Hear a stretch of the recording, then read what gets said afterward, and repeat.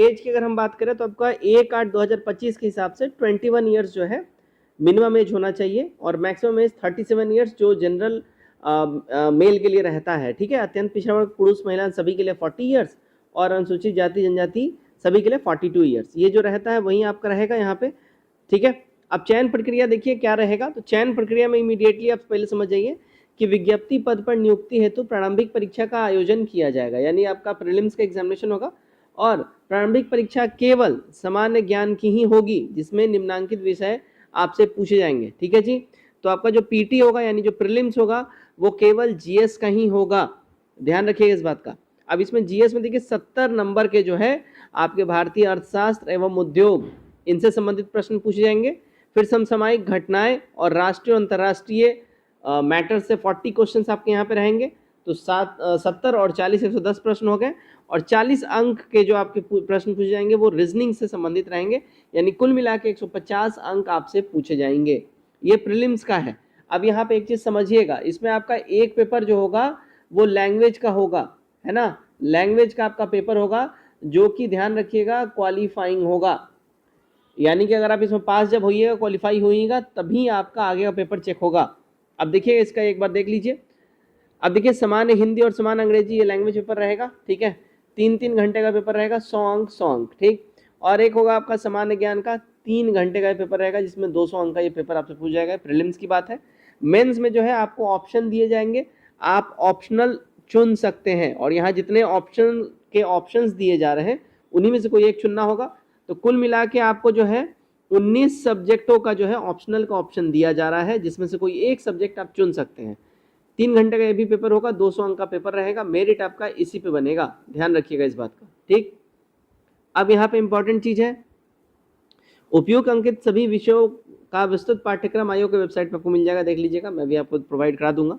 अनिवार्य विषय का पाठ्यक्रम वही होगा जो बिहार न्यायिक सेवा मुख्य प्रतियोगिता परीक्षा के लिए निर्धारित है। ठीक है ना, और सामान्य हिंदी और अंग्रेजी की परीक्षा में 40 अंक प्राप्त कर उत्तीर्ण होना अनिवार्य होगा। इसके बाद का प्रयोग में इसके प्राप्तांक का माफ करिएगा, इसके प्राप्तांक का प्रयोग मेधा सूची बनाने में नहीं किया जाएगा। ठीक है, तो ध्यान रखिएगा, ये क्वालिफाइंग इन नेचर होगा, इंग्लिश हिंदी दोनों का पेपर। लिखित परीक्षा की मेधा सूची सामान्य ज्ञान तथा एक वैकल्पिक विषय के प्राप्तांक को जोड़कर ही बनाई जाएगी, यानी आपका जो ये 200 नंबर का ये होगा, 200 नंबर का ये होगा, कुल मिला के जो है 400 मार्क्स पे जो है आपका जो है मेरिट बनेगा, मेधा सूची बनेगा। अब बात करते हैं, इंपॉर्टेंट है पोस्ट का कितना पद है। देखिए चूंकि ये लेवल 9 का पद है इसलिए इसमें जो है पदों की संख्या भी आपको कम दिखेगी, पद केवल 9 है।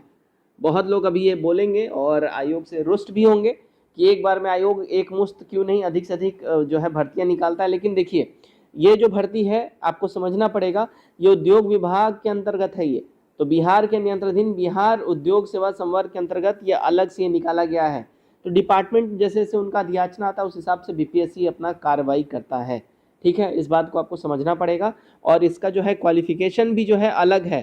तो अगर आप लोग ये सोच रहे होंगे कि ये नॉर्मल पीसीएस के माध्यम से ये दे देता तो पॉसिबल नहीं है, क्योंकि इसका क्वालिफिकेशन ही डिफरेंट है। क्वालिफिकेशन क्या है आगे देख लेते हैं।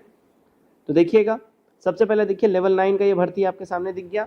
अब देखिए अनिवार्य योग्यता मैकेनिकल इंजीनियरिंग या इलेक्ट्रिकल इंजीनियरिंग या सिविल इंजीनियरिंग या मेटलर्जिकल इंजीनियरिंग, टेक्सटाइल इंजीनियरिंग या केमिकल इंजीनियरिंग, कंप्यूटर इंजीनियरिंग या इलेक्ट्रिक एवं टेलीकम्युनिकेशन इंजीनियरिंग या इंजीनियरिंग की किसी भी अन्य शाखा से कम द्वितीय श्रेणी का समकक्ष डिग्री होना चाहिए, यानी कि कम से कम आप जो है 2nd डिवीजन पास होने चाहिए, या इसके अलावा किसी मान्यता प्राप्त विश्वविद्यालय से अर्थशास्त्र, गणित या स्टैटिक्स या भौतिक विज्ञान या रसायन शास्त्र में कम से कम द्वितीय श्रेणी की डिग्री आपके पास होनी चाहिए। यानी कि आप समझिएगा इकोनॉमिक्स, मैथ या स्टैटिक्स या फिजिक्स में, ठीक है, या केमिस्ट्री में आप कम से कम 2nd डिवीजन से आप ग्रेजुएशन पास होने चाहिए, या तो फिर अखिल भारतीय तकनीकी शिक्षा परिषद AICTE द्वारा मान्यता प्राप्त संस्थान से MBA की डिग्री, PG डिप्लोमा आपके पास होना चाहिए, या तो फिर अखिल भारतीय तकनीकी शिक्षा परिषद से AICTE द्वारा मान्यता प्राप्त संस्थान से विश्वविद्यालय में फार्मेसी की डिग्री आपके पास होनी चाहिए,